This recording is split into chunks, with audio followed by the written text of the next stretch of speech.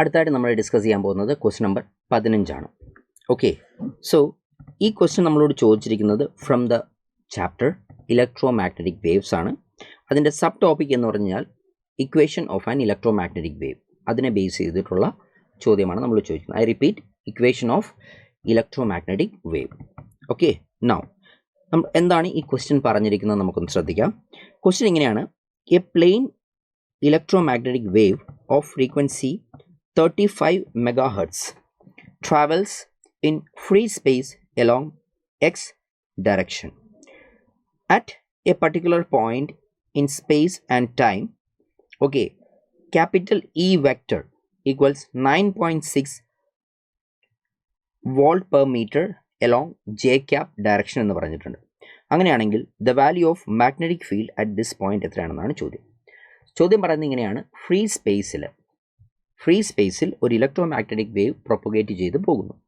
ആ പ്രൊപ്പഗേറ്റ് ചെയ്ത് പോകുന്ന ഇലക്ട്രോ മാഗ്നറ്റിക് വേവിൻ്റെ ഫ്രീക്വൻസി എന്ന് പറയുന്നത് 35 മെഗാഹെർട്സും ആ ഇലക്ട്രോ മാഗ്നറ്റിക് വേവിനകത്ത് പ്രസൻറ്റ് ചെയ്തിരിക്കുന്ന ഇലക്ട്രിക് ഫീൽഡിൻ്റെ മാഗ്നിറ്റ്യൂഡ് എന്ന് പറയുന്നത് 96ഉമാണ്. ഇനി ഏത് പോയിന്റിലാണോ ഈ ഇലക്ട്രോ മാഗ്നറ്റിക് വേവിനെ കുറിച്ച് ഇപ്പോൾ പറയുന്നത്, ആ ഒരു പോയിന്റിൽ ആ ഇലക്ട്രിക് ഫീൽഡിൻ്റെ ഡയറക്ഷൻ എന്ന് പറയുന്നത് ജെ ക്യാപ് ഡയറക്ഷനിൽ അല്ലെങ്കിൽ പോസിറ്റീവ് വൈ ആക്സിസിൻ്റെ ഡയറക്ഷനിലാണ് എന്നും നമ്മളോട് പറയുന്നുണ്ട്. മനസ്സിലാകുന്നുണ്ടല്ലോ?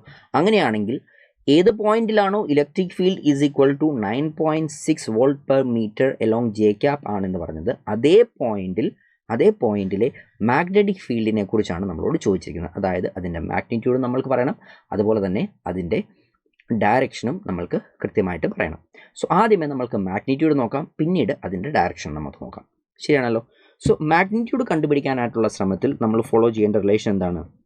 നമുക്കറിയാം E by B equal to എന്തായിരിക്കും? വി ആയിരിക്കും. ഇവിടെ മൂവ് ചെയ്യുന്നത് എലോങ് ഫ്രീ സ്പേസ് ആണെന്ന് പറഞ്ഞിട്ടുണ്ട്. അതുകൊണ്ട് എനിക്കിതിനെ മോഡിഫൈ ചെയ്യാം. As E by B equal to എന്തെന്ന് എഴുതാം? സി എന്ന് എഴുതാൻ പറ്റും. ആണല്ലോ? ഇനി ഇൻ്റെ വാല്യൂ എത്ര മക്കളെ? ഇൻ്റെ വാല്യൂ എന്ന് പറയുന്നത് 9.6 ആണ്. മാഗ്നിറ്റ്യൂഡാണ് 9.6 ആണ്. ഡിവൈഡഡ് ബൈ സി എന്ന് പറയുമ്പോൾ എന്ത് എഴുതും? 3 × 10⁸ ദാറ്റ് ഈസ് ഈക്വൽ ടു എന്തായി? ബി ആകും. അങ്ങനെയാണെങ്കിൽ ബീൻ്റെ മാഗ്നിറ്റ്യൂഡ് എന്തായി? ബീൻ്റെ മാഗ്നിറ്റ്യൂഡ് എന്ന് പറയുന്നത് 3.2 × 10⁻⁻8 എന്ന് വന്നു. ഇതെന്താണ് നമ്മൾക്കിപ്പോൾ കിട്ടിയത്? ഇപ്പം നമുക്ക് കിട്ടിക്കുന്നതാണ് ക്യാപിറ്റൽ ബീൻ്റെ വാല്യൂ. അതിൻ്റെ മാഗ്നിറ്റ്യൂഡാണ് നമുക്ക് കിട്ടിയിരിക്കുന്നത്. ശരിയല്ലേ? ഇനിയും ഇതിൻ്റെ ഡയറക്ഷനെ കുറിച്ചും പറയേണ്ടതായിട്ടുണ്ട്. ഡയറക്ഷൻ മറ്റൊന്നുമല്ല മക്കളെ, നമ്മൾക്കറിയാവുന്നതാണ് ഇ ക്രോസ് ബി. എന്താണ്? Capital E cap cross B cap എന്ന് പറഞ്ഞാൽ എന്തായിരിക്കണം? വി ക്യാപ് ആയിരിക്കണം. ഇത് മറ്റൊന്നുമല്ല, വി എന്ന് പറഞ്ഞാൽ velocity of the wave propagating ആണ്. ഇനി ഈ വേവ് ഏത് ഡയറക്ഷനിൽ പ്രൊപ്പഗേറ്റ് ചെയ്യുന്നു പറഞ്ഞിരിക്കുന്നത്? എലോങ് പോസിറ്റീവ് എക്സ് ആക്സിസ് ആണ്. സോ അങ്ങനെയാണെങ്കിൽ ഈ പറയുന്ന 3 വെക്ടേഴ്സിൻ്റെയും ഡയറക്ഷൻ നമുക്കൊന്ന് നോക്കാം. മനസ്സിലാകുന്നുണ്ടല്ലോ? സോ ഇതിൻ്റെ ഡയറക്ഷൻ നമ്മൾ നോക്കുമ്പോൾ ഇത് നോക്കിക്കേ, നമ്മൾ ഈ കാണുന്ന ഈ ഒരു കാർട്ടീഷ്യൻ കോർഡിനേറ്റ് സിസ്റ്റത്തിനകത്ത് നമ്മൾ ഈ കാണുന്നതാണ് എന്ത്? വി ക്യാപ് എന്ന് പറയുന്നത്. അതുപോലെ തന്നെ നമ്മൾ ഈ കാണുന്നതാണ് എന്ത്? ഇലക്ട്രിക് ഫീൽഡിൻ്റെ ഡയറക്ഷൻ എന്ന് പറയുന്നത്. ശരിയാണല്ലോ? So E cross B is equal to V എന്നുള്ള ബേസിക് ഫോർമുല വെച്ച് നോക്കുമ്പോൾ നമുക്കൊരു കാര്യം കൃത്യമായിട്ട് പറയാൻ പറ്റും. മാഗ്നറ്റിക് ഫീൽഡിൻ്റെ ഡയറക്ഷൻ എന്ന് പറയുന്നത് ഏത് ഡയറക്ഷൻ വരണം? ഈ ഡയറക്ഷനിൽ വരണം. So if I take this as I and this as J, which means ഇതെന്തായിരിക്കണം കുഞ്ഞുങ്ങളെ?